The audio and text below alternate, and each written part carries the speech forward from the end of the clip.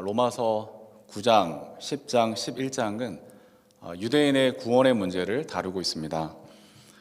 그런데 학자들에 따라서는 이 부분을 빼버려도 된다고 생각합니다. 지난 1장부터 8장까지의 내용에서 이미 유대인이나 헬라인이나 차별 없이 임하는 하나님의 신실한 은혜를 다루었기 때문이라는 것이죠. 그래서 더 이상 또 유대인의 구원 문제를 별도로 다룰 필요가 있겠느냐라는 취지에서 8장에서 12장으로 곧바로 넘어가는 것이 자연스러운 연결이라고 주장하곤 합니다. 하지만 이제 앞으로 저희가 살펴볼 9장부터 11장까지의 내용은 하나님의 언약적 신실하심을 드러내는 매우 중요한 내용이라 할 수 있습니다. 구약에 의하면 이스라엘은 하나님의 선택받은 선민입니다. 그리고 오늘 본문의 4절과 5절에서도 이것을 이야기하고 있는데요. 유대인에게는 하나님의 자녀로서의 신분이 있고 또 하나님을 모시는 영광이 있고 하나님과 맺은 언약들이 있고 율법이 있고 예배가 있고 하나님의 약속들이 있었고 무엇보다 그리스도가 육신으로 그들에게서 태어나는 영광이 있었습니다. 그러나 그들 대부분은 하나님이 보내신 예수 그리스도, 그들이 그토록 기다려왔던 메시아를 배척하고 거절했습니다. 예수 그리스도 메시아를 거절했다라는 말은 곧 구원에서 배제된다라는 뜻입니다. 하나님의 선민으로 선택받았지만 예수 그리스도를 거절함으로 인하여서 구원에서 배제된다라는 의미인 것이죠. 우리는 이것을 어떻게 이해해야 할까요? 그들이 하나님의 선택받은 백성이고 열방을 축복하는 통로로 부르심 받았지만 도중에라도 버림받을 수 있다라는 예시일까요? 그렇다면 하나님의 언약적 신실함이란 과연 무슨 의미일지 궁금해집니다. 만일 자기 백성에 대한 하나님의 사랑이 조건에 따라 달라진다면, 그것이 영원하지 않다면 우리 그리스도인의 구원과 소망도 확실하고 안전하다라고 말할 수가 있을까요? 하나님의 영광을 소유했던 그들이 버림을 받을 수 있다면 하물며 이방인이었던 그리스도인 우리들은 어떻게 될 것인가? 우리가 어떻게 하는지에 따라서 반응과 구원을 허락하시는 분이라면 세상의 여타 다른 신들과 무슨 차이가 있을까? 그런 하나님을 우리는 과연 믿어도 되는 것인가? 라는 질문들이 꼬리에 꼬리를 물고 일어나는 것입니다. 9장, 10장, 11장은 바로 이것에 대한 답변을 다루고 있습니다. 한마디로 이스라엘의 패역과 불신앙에도 불구하고 바울은 이스라엘에게 나타내신 하나님의 신실하심에 대하여 이야기하고 있습니다. 우선 본문 6절 전반부를 같이 한번 읽어보겠습니다. 시작. 그러나 하나님의 약속의 말씀이 패했다고는 할 수 없습니다. 이스라엘은 불신앙에 빠졌지만 하나님은 그들에게 여전히 신실하시고 자비와 은혜를 베푸신다라는 의미입니다. 하나님의 약속의 말씀이 인간의 불신앙과 신실하지 못함을 극복해내고야 마는 것을 선언합니다. 이스라엘의 불신앙조차도 하나님의 약속을 무효화시킬 수가 없다라는 선언인 것이죠. 바울의 이러한 선언은 당시 유대인들의 현실을 생각해 볼 때 매우 당혹스러운 말이 아닐 수가 없습니다. 그들은 메시아 예수 그리스도를 십자가에 못 박았습니다. 이스라엘의 죄악과 실패는 부인할 수 없는 엄연한 사실입니다. 우리 주 예수 그리스도 메시아를 거절한 그 유대 민족도 따라서 구원에서 제외되는 것은 명확관화한 사실일 겁니다. 그런데 어떻게 이스라엘을 향한 하나님의 약속이 여전히 유효하다라고 말할 수가 있을까요? 그러나 바울은 이스라엘을 향한 하나님의 약속의 말씀이 패했다고는 할 수 없다라고 합니다. 그것을 입증하기 위해서 바울은 창세기에서 두 가지 이야기를 가져오는데요. 조금 길긴 하지만 7절부터 13절까지 다시 한번 같이 읽어보겠습니다. 7절부터 13절입니다. 시작. 아브라함의 자손이라고 해서 다 그의 자녀가 아닙니다. 다만 이삭에게서 태어난 사람만을 너의 자손이라고 부르겠다 하셨습니다. 이것은 곧 육신의 자녀가 하나님의 자녀가 되는 것이 아니라 약속의 자녀가 참 자손으로 여겨지리라는 것을 뜻합니다. 그 약속의 말씀은 내년에 내가 다시 올 때쯤에는 사라에게 아들이 있을 것이다 한 것입니다. 그뿐만 아니라 리브가도 우리 조상 이삭 한 사람에게서 쌍둥이 아들을 수태하였는데 그들이 태어나기도 전에 무슨 선이나 악을 행하기도 전에 택하심이라는 원리를 따라 세우신 하나님의 계획이 살아있게 하시려고 또 이러한 일이 사람의 행위에 근거하는 것이 아니라 부르시는 분께 달려있음을 나타내시려고 하나님께서 리브가에게 말씀하시기를 형이 동생을 섬길 것이다 하셨습니다. 이것은 성경에 기록한 바 내가 야곱을 사랑하고 에서를 미워하였다 한 것과 같습니다. 바울이 창세기에서 가져온 이 두 이야기는 내용이 이렇습니다. 아브라함에게는 이삭과 이스마엘 두 자손이 있었습니다. 그러나 하나님은 오직 이삭에게서 태어난 사람만 아브라함의 자손이라고 하시는 것이죠. 왜냐하면 이스마엘은 육신의 자녀이지만 이삭은 약속의 자녀이기 때문입니다. 똑같이 아브라함의 육체적 피를 물려받았지만 약속의 자녀가 참 자손이다라고 하는 것입니다. 두 번째 이야기는 리브가의 아들 에서와 야곱입니다. 야곱과 에서는 한 어머니 리브가에게서 태어났습니다. 이들은 동시에 잉태된 쌍둥이 형제입니다. 그런데 하나님은 야곱과 에서가 세상에 태어나기도 전에 리브가에게 형이 동생을 섬길 것이다 라고 했습니다. 태어나기 전에 무슨 선이나 악을 행하기도 전에 야곱이 참 자손으로 선택받았음을 보여주고 있습니다. 혹자에 따라서는 똑같은 자식인데 누구는 택하고 누구는 배제하는 것이냐, 하나님은 정말 불공평한 분이 아니신가 이렇게 생각할 수 있습니다. 이것에 대해서는 다음 주에 한번 같이 다뤄보고자 하고요. 다만 오늘 바울이 창세기의 이야기를 가져옴으로써 의미하는 바는 이것입니다. 하나님의 자녀가 되는 복은 인간의 행위에 결정되는 것이 아니다라는 것을 이야기하고자 함입니다. 그것은 하나님의 주권적 은혜의 부르심에 근거한 것이다. 이것을 이야기하기 위해서 창세기 이야기를 끌어왔습니다. 바로 여기에 구원의 신비가 있습니다.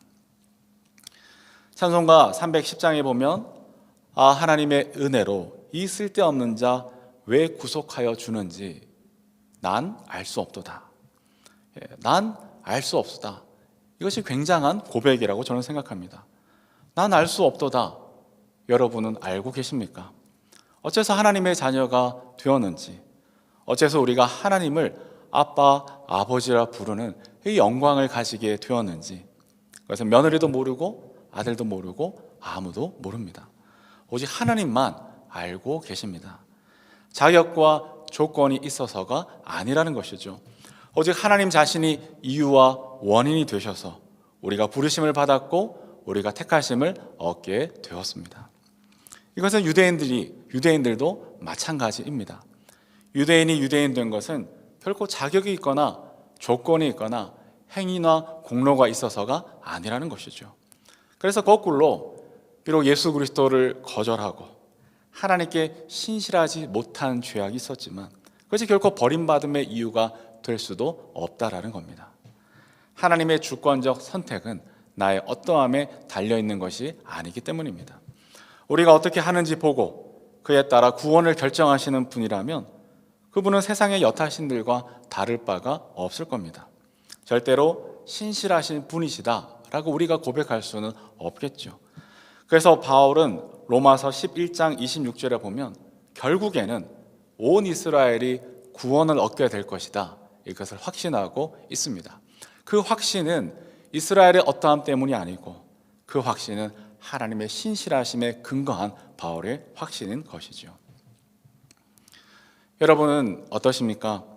하나님은 여러분에게, 나에게, 우리에게 어떤 분이십니까? 바울의 이 확신이 오늘 나의 확신이 되고 있습니까? 우리의 확신이 되고 있습니까? 저에게는 날마다 씨름하는 문제가 있었습니다. 하나님은 과연 믿을 만한 분이신가? 이것은 저의 일평생을 지금까지도 괴롭히고 있는 문제입니다. 누군가 저에게 참 믿음 없는 목사다 이렇게 손가락질해도 어쩔 수 없는 저의 모습입니다. 물론 항상 늘 그런 것은 아닙니다. 어떤 날은 확신에 차서 하나님이 정말 믿을 만한 분이시구나 라고 외치고 달려가고 전하고 또 힘있게 살아가기도 합니다. 그럼에도 저 자신의 내면을 가만히 살펴보면 그 내면 깊은 곳에 자리 잡고 있는 이 근원적 의심이 함께 공존하면서 간혹 표면으로 드러나기도 하고 이 괴로움이 저에게는 있습니다. 그럴 때면 내 삶을 둘러싼 모든 것들이 마치 거대한 음모처럼 느껴지기도 합니다.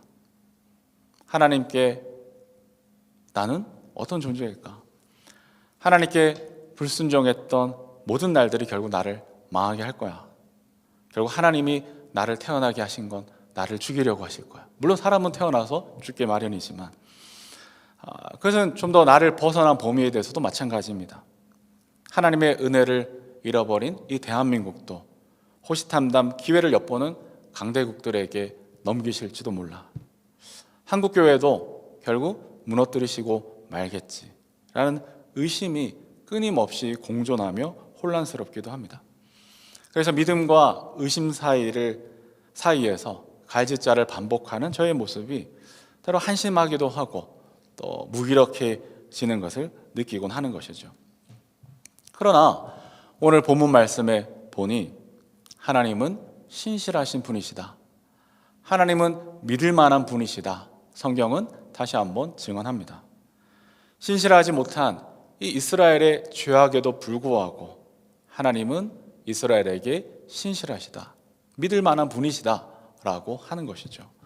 바울의 그 확신은 하나님께 선택받은 이스라엘이 아니라 이스라엘을 붙드시는 하나님의 신실하심을 확신하고 있습니다. 바울의 이 확신이 오늘 우리의 확신이 되면 참 좋겠습니다. 그리고 나를 넘어서서 우리 주변과 우리 가족과 이웃과 잃어버린 영혼들과 한국교회와 대한민국을 향한 우리 모두의 확신이 되면 얼마나 좋을까 마음에 소원합니다. 바울이 가지고 있는 하나님의 신실하심을 향한 이 확고한 확신 속에서 문득 요나의 기도가 떠오릅니다. 그가 니느웨로 가라는 주님의 명령을 거역하고 반대로 가다가 밤낮으로 추격해 오시는 하나님의 손에 붙들려 큰 물고기 뱃속에서 사흘을 지냈습니다. 그가 물고기 뱃속에 삼켜진 이유는 명백합니다. 벌을 받는 것이었습니다. 바다에 버려지는 것이었습니다. 선원들이 그를 들어서 바다에 집어 던졌습니다. 하지만 요나는 주님께 이렇게 아뢰었습니다.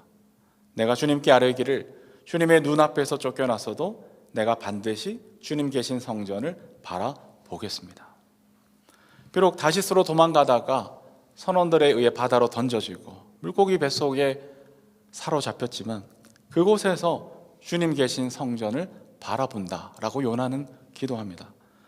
요나의 심정이 편하지 않았을 겁니다. 그러나 불신과 의심의 그곳에서 그는 성전을 여전히 바라보는 것이죠. 그래서 어떻게 되었을까요? 형벌의 장소였던 물고기 뱃속이 그를 사명의 땅으로 인도하는 보호처가 되었습니다. 요나의 불순종한 자리에 하나님이 들어오셨습니다. 요나의 거부와 신실하지 못한 자리에 하나님이 개입하시고 그를 고치시고 니느웨를 위한 하나님의 도구가 되게 하신 것이죠. 이것을 절대로 오해하면 안 됩니다. 그러니 우리가 무슨 짓을 저질러도 결국 좋은 일이 생기는 거 아니야? 우리가 무엇을 해도 하나님이 모든 일을 원만하고 행복하게 결론 내시는 거 아니야? 라는 식으로 이해하면 정말 곤란합니다. 사실 우리가 살아가면서 우리가 깨닫는 것이 하나 있습니다. 결국 자기가 저지른 일은 자기가 해결할 수밖에 없구나. 이것을 점점 더 성숙해 가면서 알게 됩니다.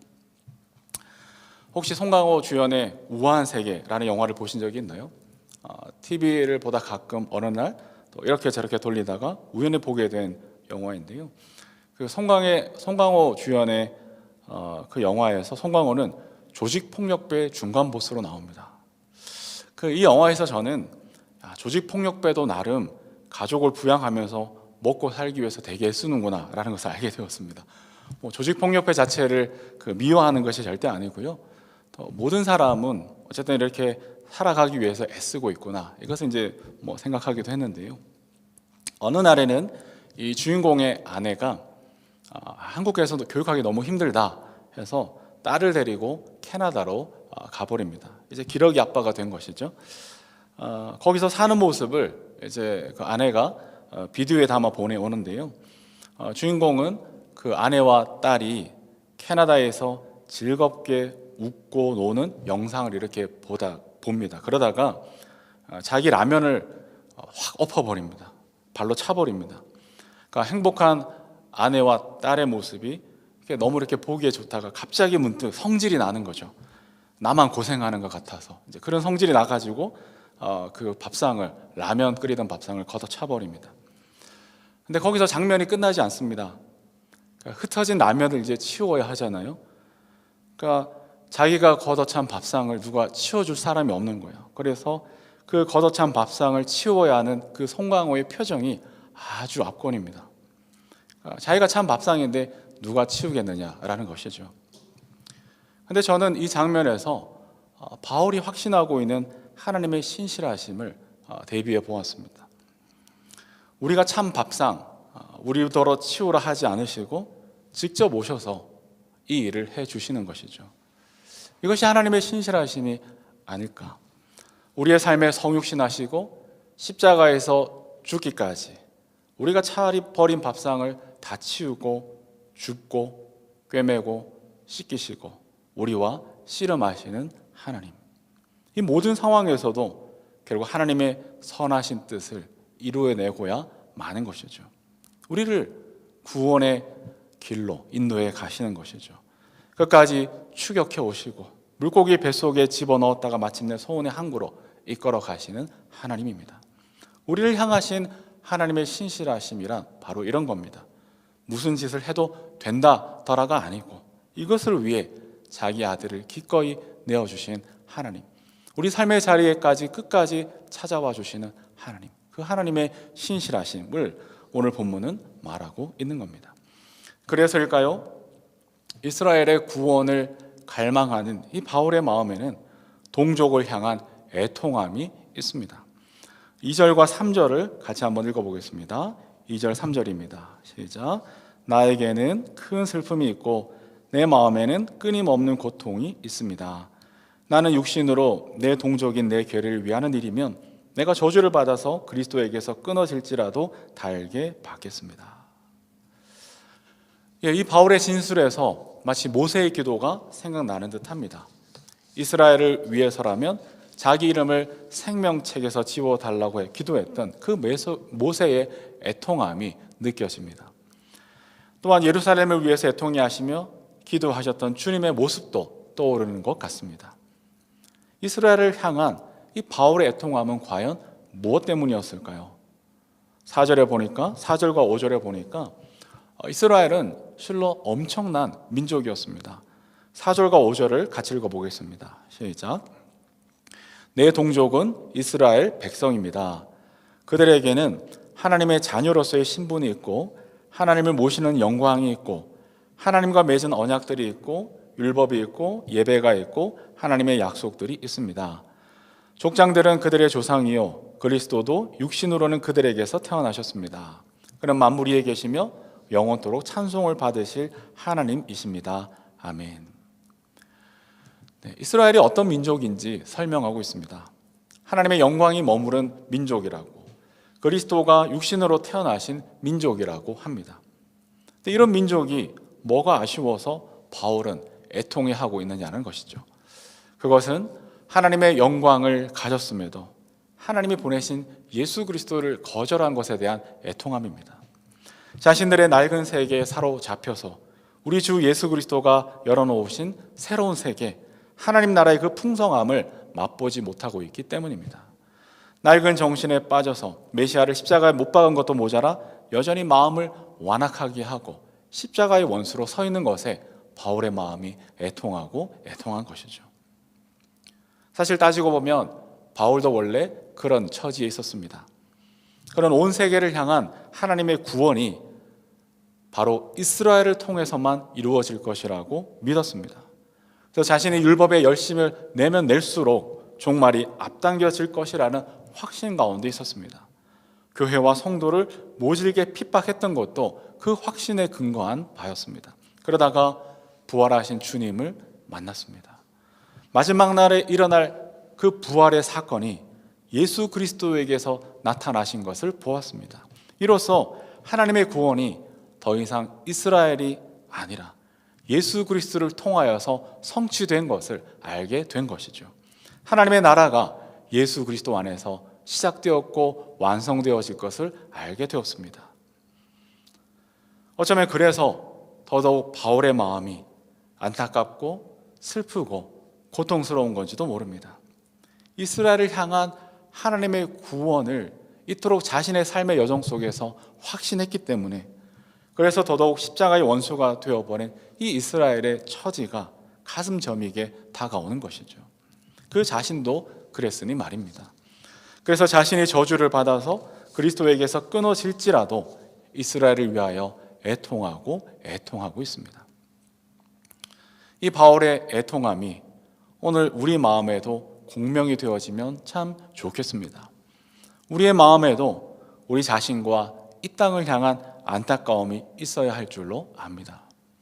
내 삶은 나만 살다가 끝나는 것이 아니고, 내 삶은 후대를 위한 징검다리가 될 것이고, 또 이 땅은 우리 아이들이 앞으로도 살아가야 할 터전이기에 더더욱 그렇습니다. 최근 통계에 의하면 부모와 자식 간의 이 부양 문제로 인한 법정 소송이 점차 증가한다고 합니다. 자녀가 부모를 부양하는 조건으로 부모의 재산을 미리 유산으로 물려주었는데, 화장실 들어갈 때와 나올 때가 다르다고 어느 순간부터 이 부양 의무를 게을리하는 것이죠. 그래서 부모가 그럴 거면 차라리 재산을 돌려달라 하다가 잘 안 되니 결국 법정 다툼으로까지 갔는데, 그것을 계약서에 명시하지 않았다는 이유로 패하는 일이 많다고 합니다. 그래서 꼭 계약서에 기록하고 또 공증을 받아야 한다라고 전문 변호사가 말하는 것을 들어보았습니다.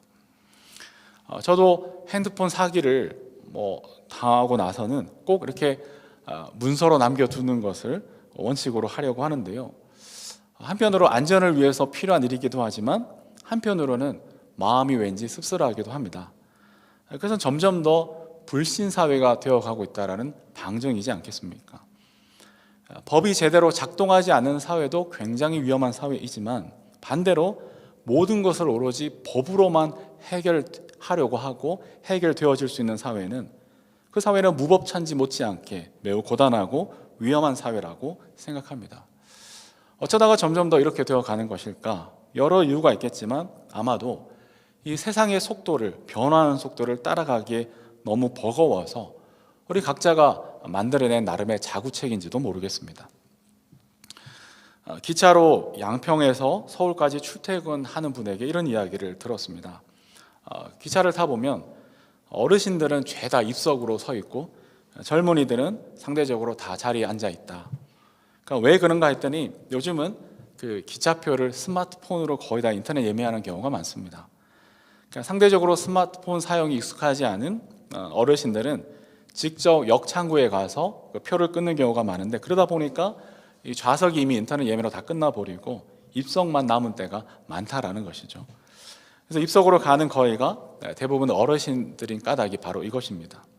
그러니까 우리의 생활이 참 편리해지기는 하지만 오히려 운신의 폭이 제한되는 이들이 늘어가는 것이 이 현대사회의 속도의 또 하나의 모습인 것이 아닐 수 없습니다. 여러분, 키오스크 이용해 보셨나요? 저는 가끔 햄버거를 즐겨 먹는데요, 매장 계산대가 죄다 다 키오스크로 바뀐 것을 아실 겁니다. 지금도 저는 약간의 긴장을 하고 키오스크를 이용합니다. 처음에는 정말 적잖이 당황을 했습니다. 좀 더 정확하게는 왠지 모를 부끄러움 같은, 남들은 다 아는데, 남들은 다 익숙하게 하는데 나만 모르고 뒤처지는 같은 그런 느낌이 들어서 이렇게 당황했던 그런 경험이 있었습니다. 그러나 사실 이런 불안은 가벼운 겁니다. 이보다 훨씬 더 거대한 불안감이 우리 사회를 바닥부터 흔들고 있습니다. 나만 모르고 나만 뒤처지는 것 같은 이 두려움이 우리 모두를 위협하고 있다는 것이죠. 아이들 대학 입시 학원에 가면 뭐라고 하는지 아십니까? 초등학생 보고 이렇게 얘기합니다. 어머니, 지금 늦었어요. 빨리 서둘러야 합니다. 라고 겁을 줍니다. 그럼 갑자기 마음이 조급해지는 것이죠. 그때부터 아이를 닥달하기 시작합니다. 이건 한두 사람의 문제가 아니고 한두 가지 영역에 국한되지 않는 모습입니다. 엄청난 속도로 빠르게 변하는 세상에서 느끼는 어지럼증 때문이라는 것이죠. 그 어지럼증이 사실 이만저만 어려운 것이 아닙니다. 마치 구한말에 물밀듯 밀려오는 그 서양 문명의 도전 앞에서 우왕좌왕하던 우리 선조들의 모습 같기도 합니다. 우왕좌왕하더라도 마침내 길을 찾아가면 좋으련만 그 서양 문명의 도전 앞에서 동서양이 새롭게 만나는 비전과 꿈을 꾸지 못하고 결국 쇄국 정책을 강화했던 우리 선조들처럼 지금의 우리도 빠르게 전환해가는 이 세상 속에서 오히려 마음의 문을 닫아버리고 있는 것은 아닌지. 1997년 IMF와 2008년 금융위기를 겪으면서 결국 믿을 건 나 자신밖에 없구나, 믿을 건 우리 울타리밖에 없구나, 이 폐쇄적 생각이 공고해진 탓일까요? 지금의 한국 사회는 각자 도생과 승자 독식이 도를 넘어서고 있다라는 것을 많은 이들이 동감하고 있습니다. 내가 죽어서 너를 살리는 십자가 정신까지는 아니어도 함께 살아가는 비전은 실종되고 내가 살기 위해 너를 죽여야 하는 비정한 세상이 되어가고 있습니다. 다른 세상을 향한 목마름은 커지고 있지만 선뜻 낡은 정신과 낡은 세계를 허물려는 용기, 그리고 이에 헌신하고 희생하는 이들은 극히 드물어지고 있습니다. 이런 사회를 보시는 주님의 마음은 어떠하실까요? 예루살렘아 예루살렘아 하시며 애통해 하시는 그 마음 그대로 있을 것 같지 않습니까? 이리와 어린 양이 함께 둥그는 더 나은 세상, 새로운 세상의 가능성과 하나님 나라의 다음 없는 풍성함을 알지 못하는 이 땅을 바라보시면서 애통해 하시고 애통해 하실 것이 틀림이 없습니다. 바울의 애통함 또한 이와 다르지 않을 것이라 저는 생각합니다. 예수님은 오늘 너와 너희 자녀를 위해 울라라고 하십니다. 애통하는 자에게는 하늘의 위로가 있을 것이라 약속하십니다. 이 애통함이 오늘 우리에게도 있어야 할 겁니다. 하나님의 신실하심을 확신하기에 오히려 더욱더 애통하는 마음이 우리에게 필요한 것이죠. 애통하는 마음으로 비빌 언덕을 꿈꾸고 준비하는 우리가 되면 좋겠습니다. 애통하는 우리를 주님은 잊지 않으시고 축복해 주실 겁니다. 애통하는 우리를 통해 세상은 하나님의 신실함을 맛보게 될 줄로 믿습니다. 말씀을 맺겠습니다. 하나님의 나라는 율법이 아니라 믿음으로 가는 나라입니다. 그리고 우리의 믿음이 부끄럽지 않을 것은 하나님은 미쁘신 분이시고 우리가 아직 죄인이었을 때 자기 아들을 아끼지 아니하시고 우리 모두를 위해 내어주신 신실하신 분이시기 때문입니다. 이것은 우리가 무슨 짓을 해도 된다라는 뜻이 결코 아닙니다. 도리어 바울의 애통함으로, 예수님의 애통함으로 은혜를 은혜되게 하는 우리의 삶이 되어야 합니다. 예수님이 보여주신 애통한 마음, 바울이 가졌던 그 애통함을 우리도 가질 수 있으면 좋겠습니다. 그래서 기꺼이 다른 이들이 엎어놓은 그 그릇도 기꺼이 치워주고 우는 자와 함께 울며 누군가의 비빌 언덕이 되어주는 우리가 되면 참 좋겠습니다. 이를 통해 세상은 하나님의 미쁘심을 알게 될 것이 분명합니다. 하나님의 영광이 우리 삶 가운데 가득하게 되시기를 주님의 이름으로 축복합니다. 아멘.